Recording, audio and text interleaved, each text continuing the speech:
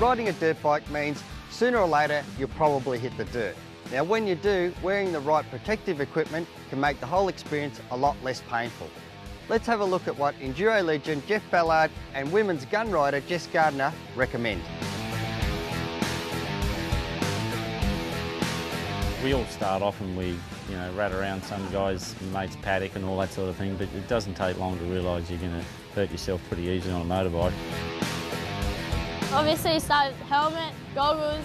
Goggles is really important, so you don't get dust in your eyes or even rocks and bugs, and helmet's very handy. Obviously your head's very important. Wear chest armour as well to make sure, in motocross especially, roost.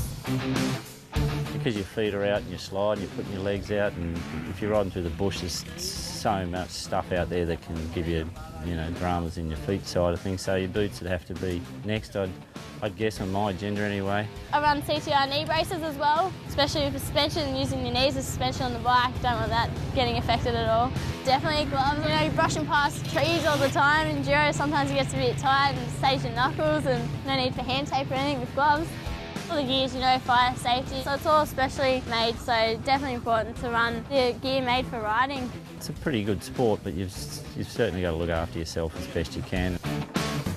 It depends on what you ride and how much you ride, but if you end up riding a lot, you want something that's pretty durable. So you want that and you want comfort. Obviously, if you're not comfortable, then you've been irritated by something else that's taking your mind off it.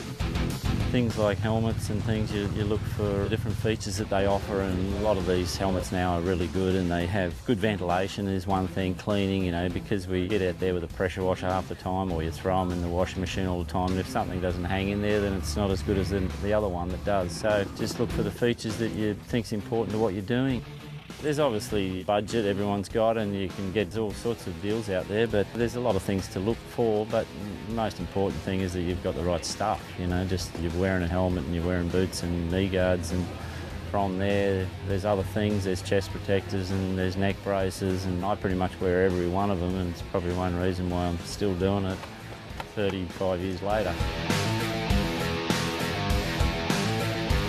Now let's have a look at some of the key points. Get good quality protective equipment. It works better, lasts longer and provides better protection. And remember, no amount of protective equipment is a substitute for riding in control and within your ability. Even if you're just going for a short ride, always wear your protective gear. And if you're just getting into dirt bikes, don't spend all your money on the bike. Make allowances for protective equipment.